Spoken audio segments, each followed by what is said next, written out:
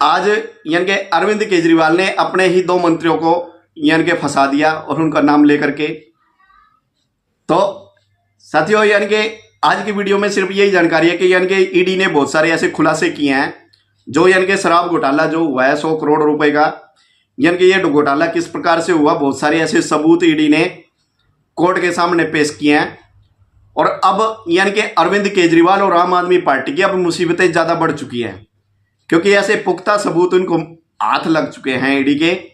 तो यानी कि वो क्या क्या सबूत है वीडियो में आज इसी के ऊपर ही चर्चा है और पूरी वीडियो जरूर देखिएगा। जो भी नए साथी पहली बार कुलदीप नलवा चैनल से जुड़े हैं सभी दोस्तों से निवेदन है कृपया वो चैनल को सब्सक्राइब जरूर कीजिएगा और वीडियो पसंद आए तो लाइक जरूर कीजिएगा।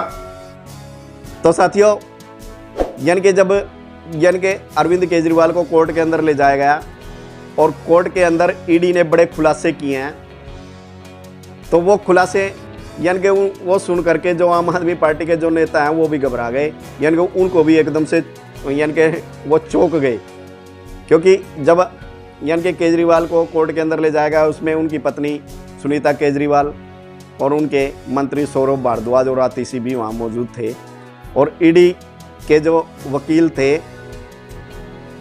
एएसजी राजू, तो उन्होंने कोर्ट के सामने बताया कि अरविंद केजरीवाल जांच में सहयोग नहीं कर रहे हैं और जब भी कोई भी सवाल पूछते हैं तो उसका गोलमोल जवाब देते हैं। तो इसलिए अब हमें इनकी हिरासत की अभी जरूरत नहीं है, इनको न्यायिक हिरासत के अंदर भेज दिया जाए। तो अरविंद केजरीवाल को यानी कि 15 अप्रैल तक तिहाड़ जेल के अंदर भेज दिया गया है। तो ये सब आप जानते ही हैं, तो अब वो तिहाड़ जेल के अंदर रहेंगे 15 अप्रैल तक। लेकिन अरविंद केजरीवाल ने यानी कि अपने ही दो मंत्रियों को फंसा दिया उनका नाम लेकर के। अब आतिशी और सौरभ भारद्वाज के लिए मुसीबतें बढ़ चुकी हैं क्योंकि अब ईडी का सम्मन उनके लिए यानी कि कभी भी जारी हो सकता है। यानी कि जब ईडी ने अरविंद केजरीवाल से विजय नायर के बारे में जब प्रश्न पूछा तो अरविंद केजरीवाल ने बताया कि विजय नायर मुझे रिपोर्ट नहीं करता था, वो आतिशी और सौरभ भारद्वाज को रिपोर्ट करता था। तो अब उन्होंने ये बात बोल करके खुद तो बच गए लेकिन आतिशी और सौरभ भारद्वाज को फंसा दिया।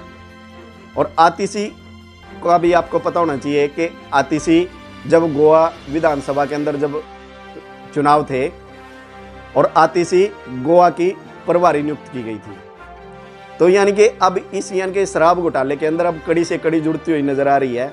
जैसे ही कोई भी नया व्यक्ति जब इस मामले में पकड़ा जाता है तो किसी ना किसी नए व्यक्ति का नाम इस घोटाले के अंदर जुड़ ही जाता है। अब ये दो नाम जुड़ चुके हैं, पहले ही इनका नाम नहीं आया था, आतिशी और सौरभ भारद्वाज का इस घोटाले में नाम नहीं था, लेकिन अब अरविंद केजरीवाल ने इनका नाम ले दिया है। तो अब ये दो व्यक्ति और इस घोटाले में जुड़ चुके हैं, आतिशी और सौरभ भारद्वाज, और अब ईडी कभी भी इनसे पूछताछ कर सकती है।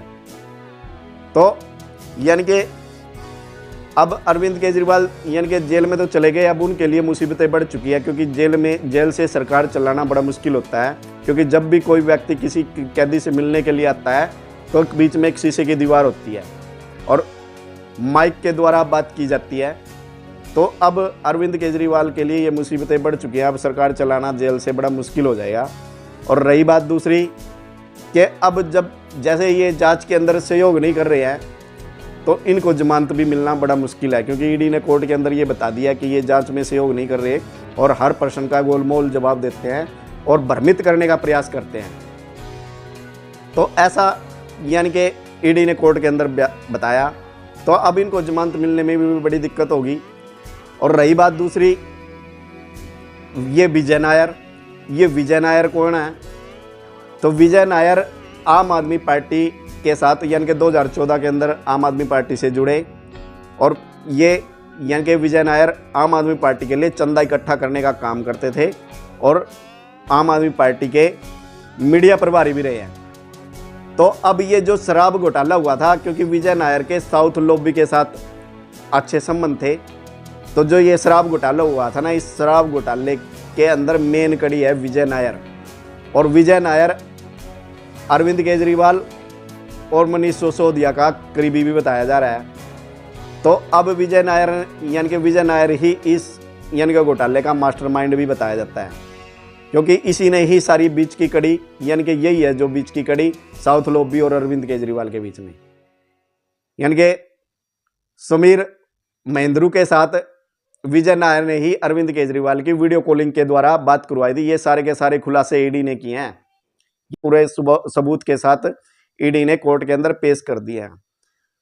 तो यानी कि ये विजय नायर ही मेन मुख्य केंद्र था इस पूरे घोटाले का। और अब आप एक चीज और देखिए, जो इनके कैलाश गहलोत जो मंत्री थे और ईडी ने जब इनको बुलाया था और जब ये पूछताछ के लिए जब ईडी दफ्तर गए और जैसे ही ये बाहर निकलते हैं मीडिया के अंदर इन्होंने फिर एक खुलासा किया, एक बहुत बड़ा खुलासा किया। तो वो खुलासा क्या था कि कैलाश गहलोत ने बताया कि जो यानी कि उनके नाम से जो सरकारी कोठी अलाट थी, क्योंकि कैलाश गहलोत ने वो सरकारी कोठी नहीं ली थी, वो अपने खुद के मकान में ही रह रहे थे। तो लेकिन उनके नाम से जो कोठी अलाट की गई थी सरकारी, वो सरकारी कोठी विजय नायर को दी गई थी और इसके बारे में कैलाश गहलोत को कोई जानकारी नहीं थी। तो अब आप देखिए अरविंद केजरीवाल के लिए ये जो विजय नायर है ये कितना कीमती व्यक्ति था, यानी कि कितना उपयोगी व्यक्ति था, जिसको सरकारी कोठी दी गई थी। और सरकारी कोठी किसे मिलती है, यानी कि सरकारी कोठी यानी कि जो विधायक होता है या जो सरकार के अंदर जो मंत्री होते हैं उनको वो सरकारी कोठी दी जाती है। लेकिन विजय नायर ने तो कोई विधायक और ना ही कोई मंत्री है, लेकिन फिर उसे सरकारी कोठी दे दी गई थी।